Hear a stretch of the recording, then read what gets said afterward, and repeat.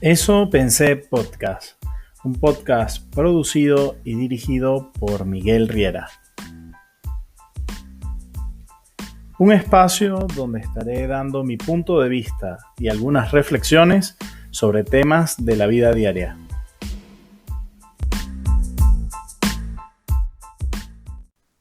Bueno, bienvenidos a todos a los que nos están acompañando hoy a este tercer episodio de Eso Pensé Podcast. Un podcast donde voy a estar dando mi opinión sobre diversos temas, diversos asuntos de la vida diaria.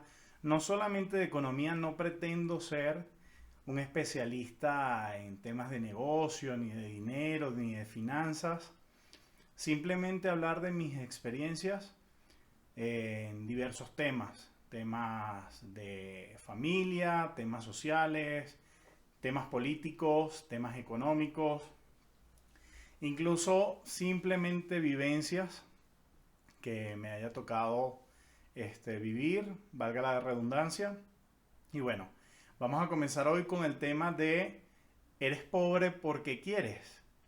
Este es un tema que desde hace mucho tiempo ha traído diversos debates en mi vida. Comenzando, recuerdo por una conversación que tuvimos en casa de mi abuela Mimi, estábamos los primos maternos y recuerdo que surgió el tema de las oportunidades, de que las personas que son pobres básicamente es porque quieren, porque, bueno, sobre todo en un país como Venezuela, donde tenemos acceso a la educación pública, donde tenemos acceso a diversos servicios a muy bajo costo, como la gasolina, como el servicio de la luz. Creo que hoy en Venezuela no se paga luz. Eh, Se convierte como en una paradoja de por qué si tenemos todos esos beneficios sociales y tenemos todas esas ventajas, ¿cómo es posible que haya gente que sea pobre simplemente el que es pobre es porque quiere? Y recuerdo que en ese debate, pues yo desde pequeño, tal vez influenciado un poco por mi tío Leo, con quien crecí desde mis 9 10 años, de principios muy humanos, muy sociales, influenciado tal vez por un tema del cristianismo, y no sé, de tal vez el corazón de pollo que tiene mi mamá, siempre me preocuparon los temas sociales. Incluso la carrera que estudié, la licenciatura en desarrollo humano, es una carrera con mucho perfil social, mucho perfil humano. eh, y se preocupa mucho por mejorar la calidad de vida del ser humano a través del incremento de sus oportunidades, a través de que el ser humano pueda ejercer sus libertades. ¿Ok? Pero eso fue mucho después.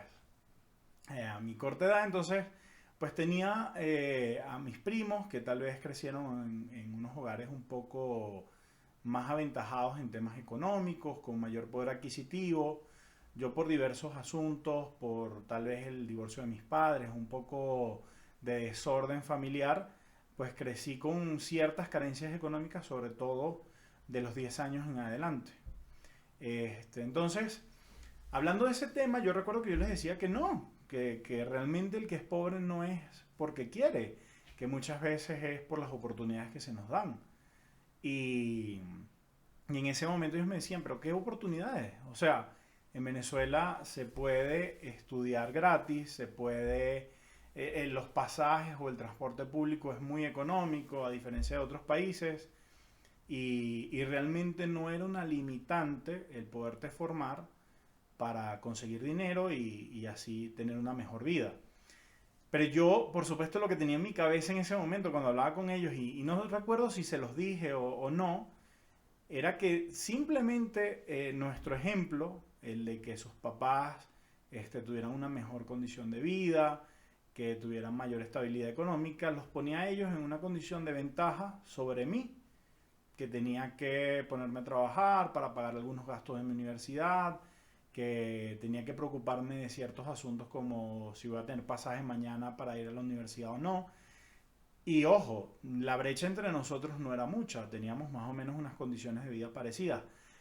Pero si ponemos en ese mismo contexto brechas un poco más grandes como alguien que venga de una familia de riqueza acumulada frente a un joven que haya nacido y crecido en un barrio o en una zona de escasos recursos, pues la brecha se abre aún más, las oportunidades son más desiguales. ¿Por qué? Porque esta persona tal vez no va a tener buenos valores familiares, va a tener muchas carencias económicas que tal vez lo van a tener que ponerlo en un plano de supervivencia, de buscar alimento, de buscar trabajo de la manera que sea. La red de contactos que tiene esta persona no es la misma de alguien que venga de una familia adinerada, que estudiaron en buenos colegios y que tiene una buena red de amigos o de contactos que los pueden sacar de un apuro o conectar con alguna oportunidad. Y básicamente sobre eso quiero hablar en este episodio. Y en síntesis podría decir que no, el que es pobre no es porque quiere. La pobreza tiene múltiples factores que la producen, entre ellos una de esas es las brechas que se han acumulado a lo largo de la historia. Bien podemos hablar de brechas raciales, de brechas étnicas, de brechas sexuales. No es lo mismo la riqueza que podría acumular una mujer a la riqueza que puede acumular un hombre, sobre todo en tiempos pasados. Tal vez hoy podemos verlo de una manera distinta, desde otra perspectiva, pero sin duda, cuando hablo de que, por ejemplo, el desarrollo humano se centra en la creación de oportunidades para que el ser humano pueda mejorar su calidad de vida a través de el ejercicio de sus libertades, podemos hablar de que hasta los años 60 había una gran segregación racial en el mundo occidental. Estaba el tema del apartheid en Estados Unidos, en Sudáfrica, bueno, en Sudáfrica como tal, pero en Estados Unidos habrían también muchos vestigios o muchos reflejos de estas normas que segregaban a la raza negra de poder compartir los mismos asientos de un autobús, acceder a los mismos trabajos. Entonces, por supuesto, si tú no puedes acceder a los mismos beneficios, a las mismas oportunidades que un blanco o que un hombre, si eres mujer, o que una persona de clase media, si eres pobre o naciste en una zona marginal de un país, pues no comienzas la carrera de la vida desde la misma línea de partida.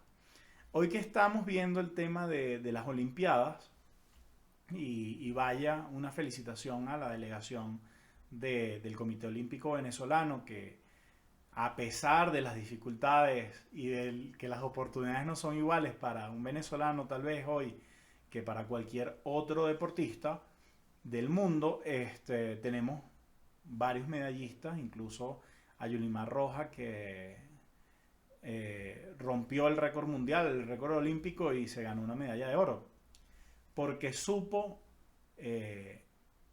romper las adversidades, crear oportunidades para competir de tú a tú con cualquiera del mundo. ¿Okay? Pero sí podemos decir que tal vez la tuvo más difícil, naciendo tal vez en un barrio de Caracas y no con los mismos recursos o la misma tecnología deportiva de otros países, pero aún así ahí está, a fuerza de talento, a fuerza de constancia. ¿Que las oportunidades y las brechas se pueden ir reduciendo? Por supuesto que sí. Estamos viviendo tiempos en donde eso está pasando. Pero volvemos, si por muchos años, y vamos más atrás, estaba hablando de los años 60, pero si vamos a la época de 1800, cuando los españoles tenían esclavos a los negros, desde las épocas del descubrimiento o de la llegada a América de los primeros exploradores, estamos hablando de que desde 1400, 1500 hasta 1800, cuando se empezó a abolir la esclavitud, esas razas y esas naciones eran esclavos al servicio de las colonias. Aquí no voy a meterme en un tema del colonialismo y el imperialismo ni nada por el estilo. Pero sí es claro que la riqueza que fueron acumulando las colonias y sus sucesiones, y de ahí las distintas ramas que iban cayendo en la cascada o en la pirámide, iban acaudalando riquezas, bienes que hoy en día se siguen manteniendo,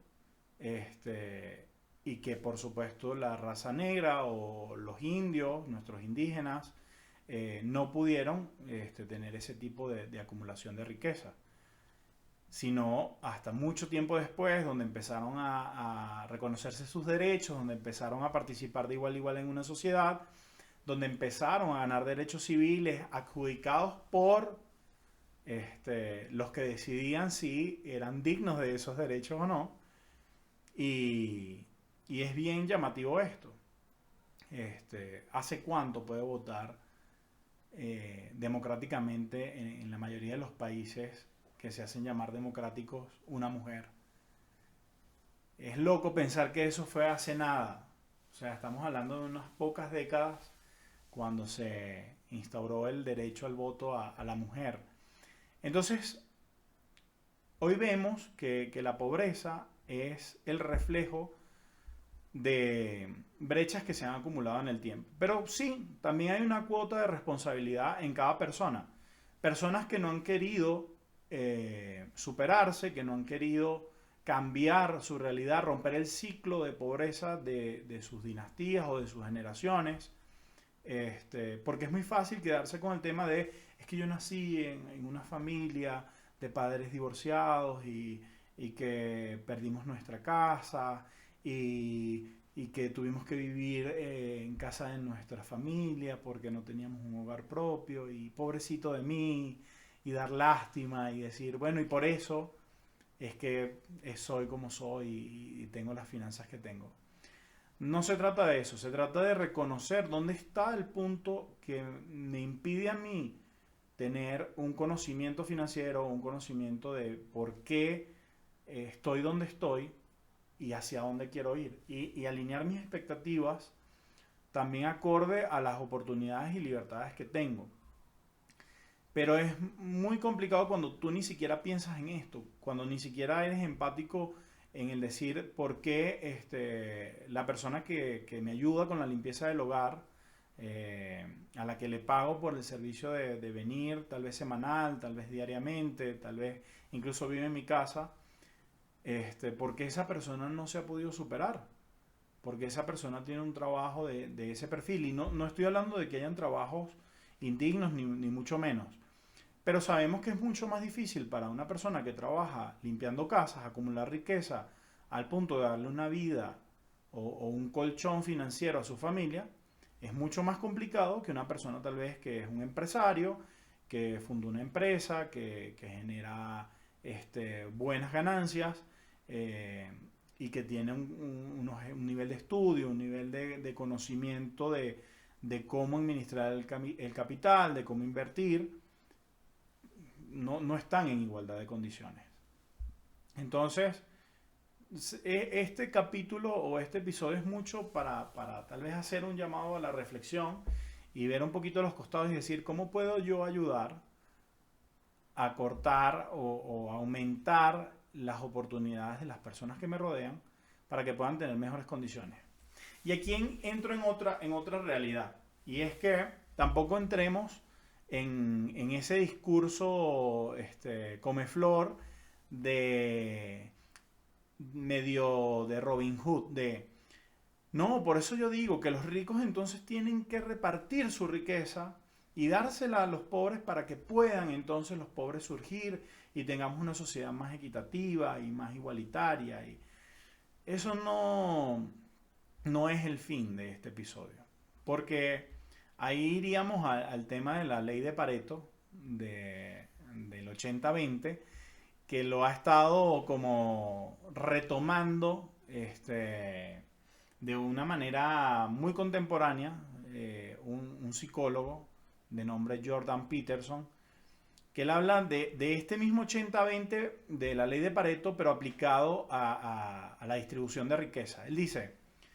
en la época prehistórica, había una especie animal, como unas langostas, que iban combatiendo por el territorio, iban compitiendo y combatiendo por ver quién era el macho alfa o cuál eran los genes que iban a perdurar hacia la próxima generación.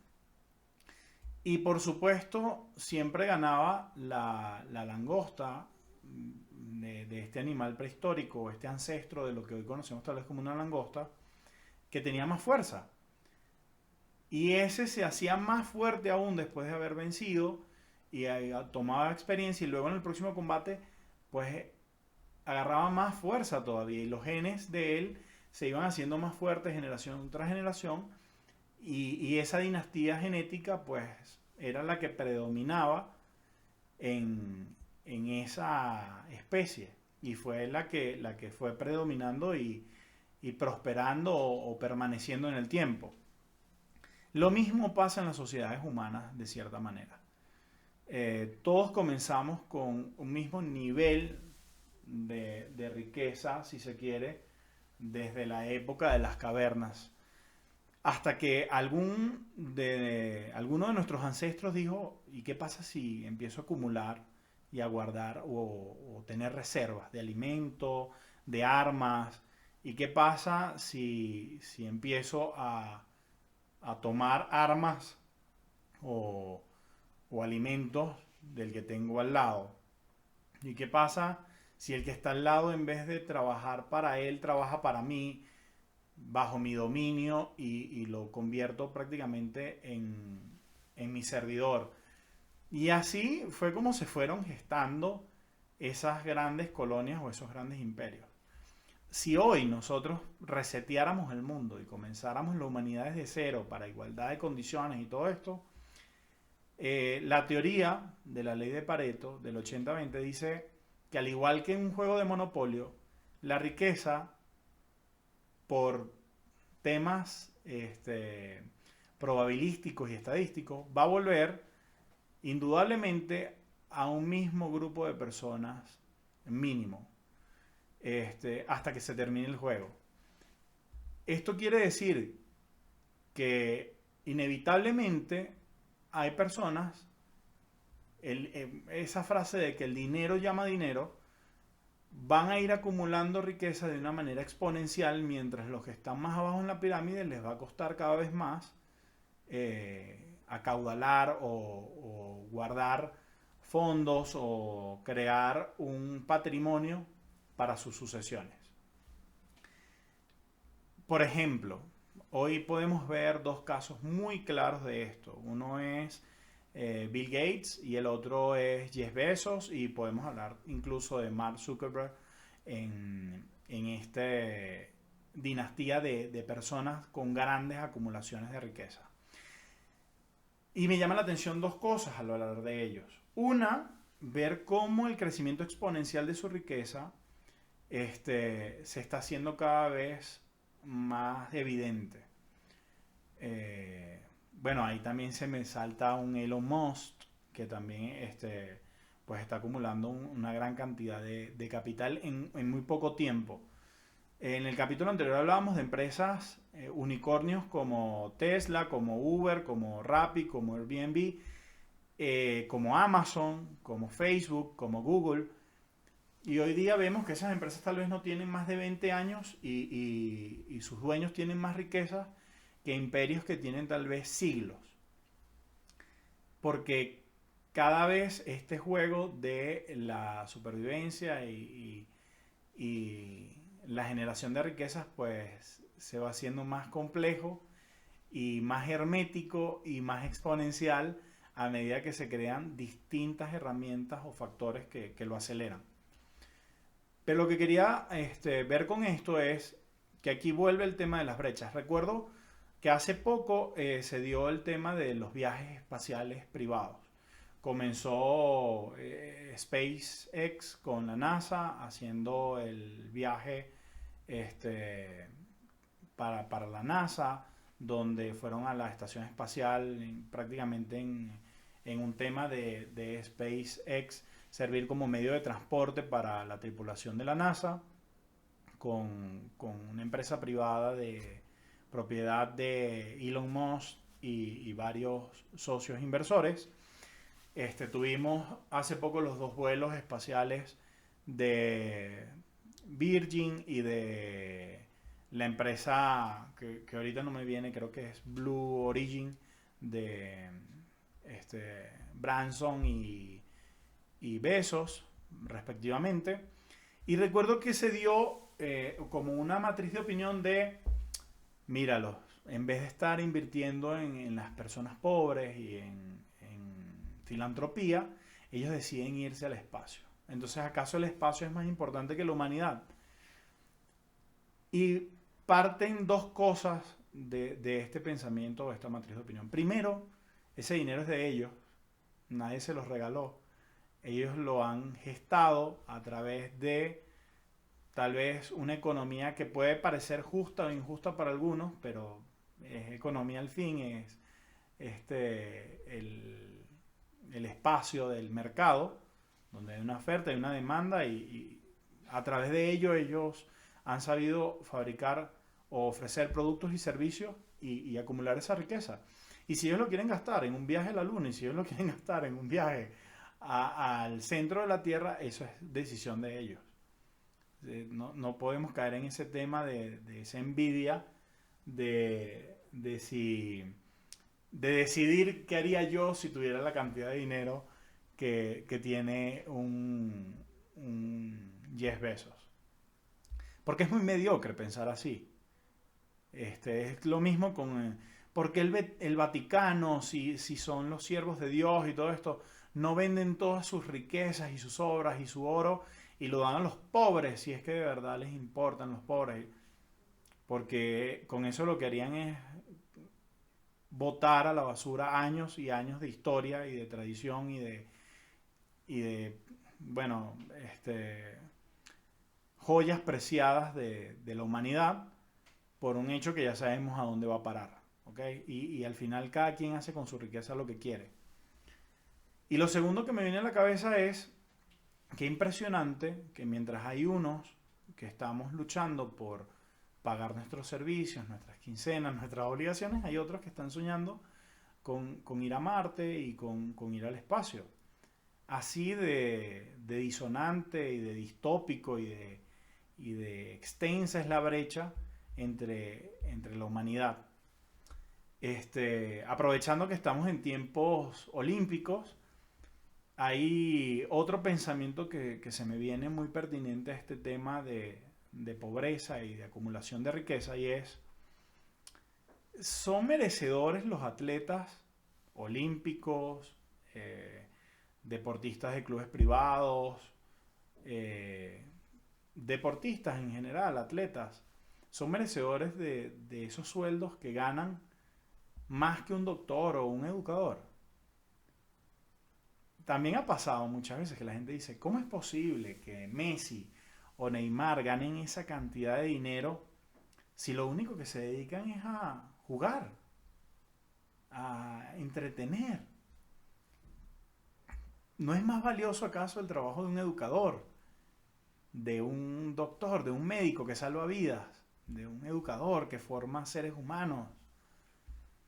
Y volvemos a lo mismo. Al final el mercado es el que otorga ese tipo de salarios y de ganancias. Y voy a lo complejo que puede ser y lo hipócrita que puede ser la humanidad al hablar de estos temas.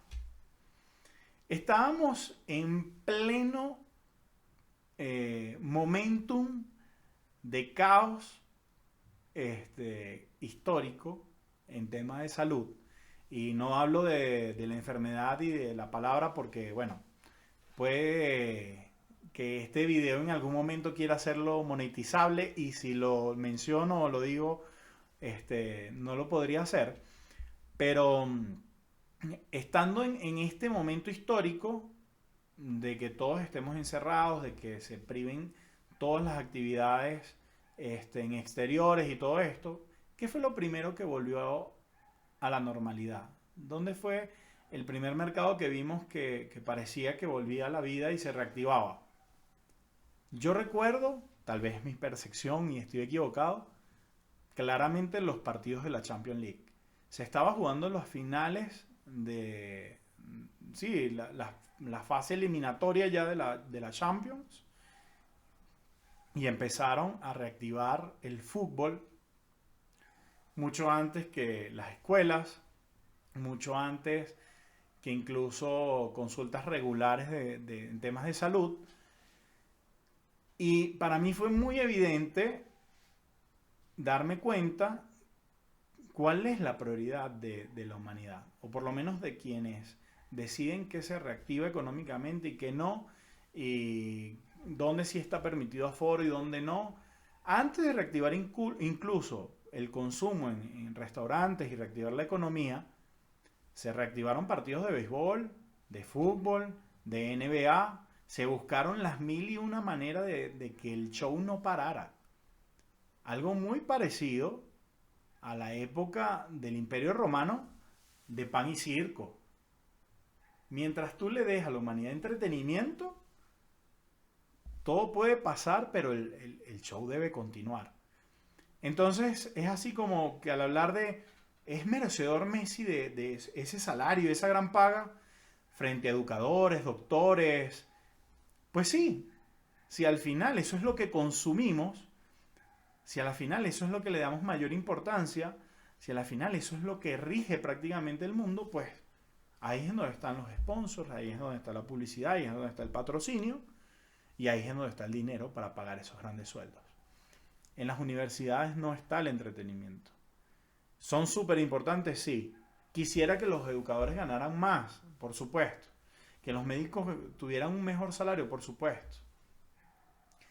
Pero es que no lo decide el pensamiento idealista del ser humano, no es el que decide estos términos. Lo decide nuestro mismo patrón de consumo. Somos nosotros mismos los que a veces reprochamos esos sueldos y esos costos y esos salarios y esos contratos frente al sueldo de un educador y de un doctor, los que al final con nuestro patrón de consumo le terminamos dando la razón al Barcelona de pagarle a Messi lo que le paga. Entonces, este, caemos en el mismo tema de esa ironía o esa hipocresía de decir, quisiéramos una sociedad diferente, pero al final nosotros no somos muy diferentes a la sociedad donde vivimos porque no es más que un reflejo de la suma de todos nosotros. Este, bueno, este episodio un poco disperso, un poco ido de tal vez el centro de lo que quería hablar, me lleva a pensar en muchas cosas, me lleva a revisar muchas cosas en mí mismo. Y quiero cerrar con un testimonio particular de algo que me di cuenta hace muy poco que tal vez me tiene en la condición que hoy me tiene.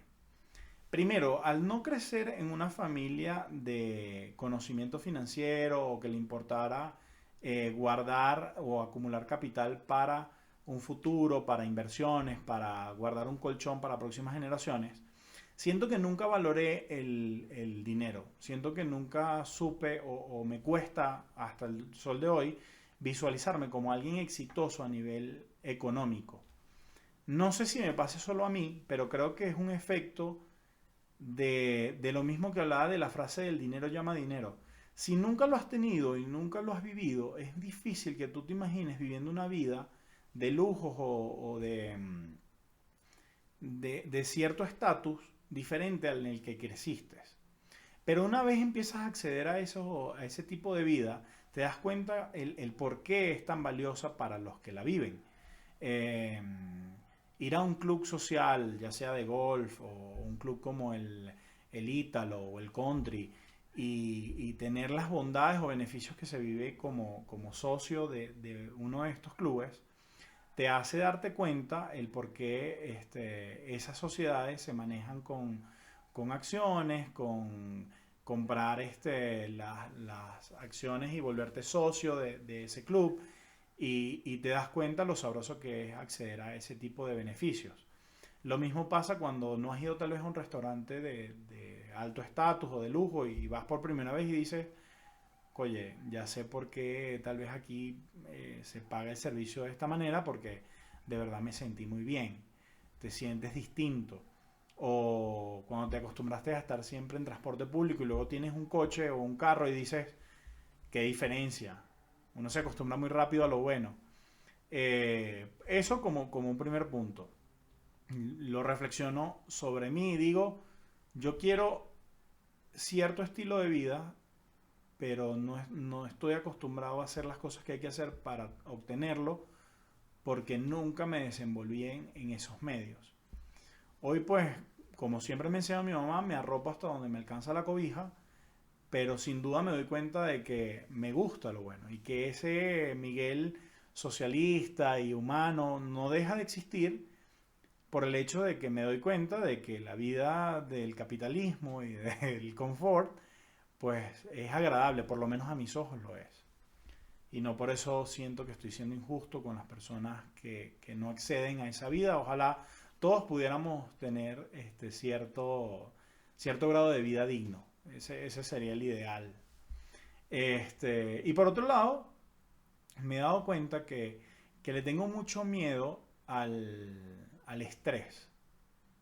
¿Por qué? Tal vez por una vida llena de estrés, donde a mi corta edad, a los 9 10 años, me entero llegando del colegio a mi casa que nos habían hipotecado la casa, que la estaba embargando el banco y pierdo el suelo y el techo donde dormía.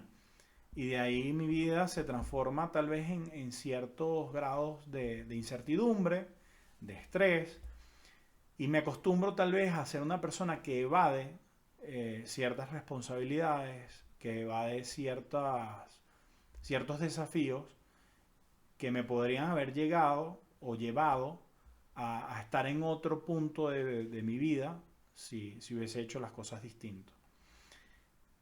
Y esto, fíjense, y es con lo que quiero concluir, se ha manifestado en mi vida en forma de pereza. Yo hay cosas a las que renuncio o a las que me aburro o dejo de hacerlas por un tema de aparente pereza que investigando más y leyendo sobre ciertos autores, ahorita con el tema de Jordan Peterson y de muchos otros, que no se trata más que de una evasión al estrés. Esa supuesta pereza, esa supuesta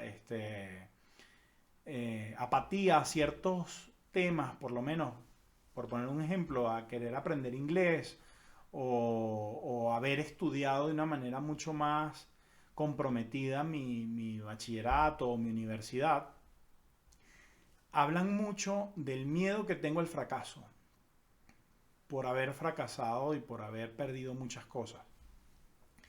Hoy que me hago consciente de esto, pues digo, yo puedo cambiar esto. Y siento que ahí es en donde podemos hacer cambios fuertes frente a las brechas que ya hoy existen de desigualdad económica o de oportunidades. Si nosotros reconocemos el dónde estamos y el por qué estamos ahí y asumimos la responsabilidad de muchas de las cosas que hoy pasan, más allá de la suma histórica que pueda haber, es como vamos a poder cambiar nuestra realidad eventualmente. Entonces, este es un mensaje a hacer cosas para transformar la vida que hoy tenemos en la que queremos. No se trata, en el caso de las mujeres, de marchar y de salir y decir mil veces que quieren ser reconocidas con los mismos derechos de un hombre. Se trata, además de eso, que lo aplaudo y lo reconozco y ojalá pudiera ser más por la causa de la igualdad de derechos de la mujer y ojalá pudiera yo cambiar muchas formas de cómo actúo y cómo pienso para aportar en la causa de los derechos de la mujer. me encanta ver casos como el de mi esposa, que tal vez no ha marchado, no ha protestado de una manera evidente, pero ha ganado espacios en empresa, convirtiéndose en directora o teniendo altos cargos corporativos, que empieza a ganar terreno y a ganar respeto en mundos donde aparentemente el hombre es el amo y señor. A fuerza de trabajo, a fuerza de resultados. Y siento que es así como le tocó a Jackie Robinson, siendo el primer negro jugando en las grandes ligas y poniendo los números que puso, como eventualmente va a irse ganando espacio. Hoy ver un negro jugando en las grandes ligas no es algo que nos cause extrañeza ni mucho menos. El día de mañana ver mujeres ocupando los cargos, ocupando las riquezas de Elon Musk, de Jeff Bezos, de Mark Zuckerberg, de Branson, tal vez no van a ser tantos nombres masculinos los que vamos a escuchar, sino que va a llegar el momento en el que van a haber más nombres de mujer en esos grandes caudales de riqueza. Porque tampoco es una coincidencia de que hoy veamos hombres blancos, heterosexuales, ocupando esos grandes puestos de riqueza.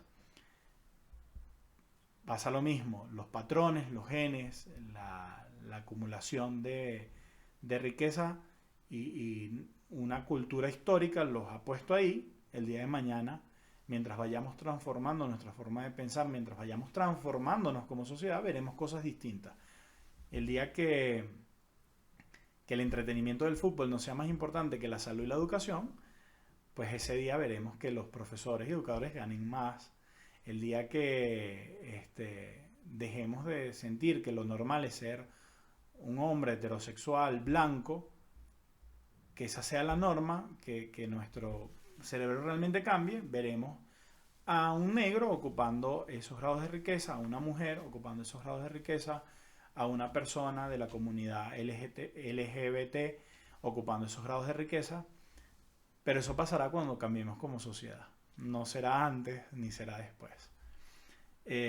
Bueno, en este episodio me extendí un poco. Siento que tenía muchas ganas de hablar de muchos microtemas dentro de este tema del que es pobre es porque quiere. Espero que les sirva de algo mis comentarios, mis experiencias. Y nos vemos en el próximo episodio de Eso Pensé Podcast.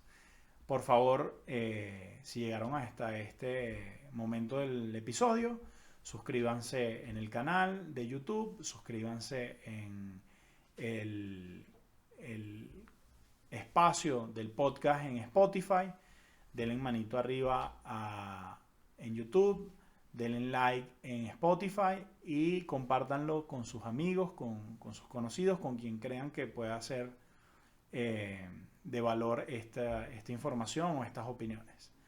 Yo les agradezco mucho por acompañarme. Espero que sigamos viéndonos todos los lunes en Eso Pensé Podcast.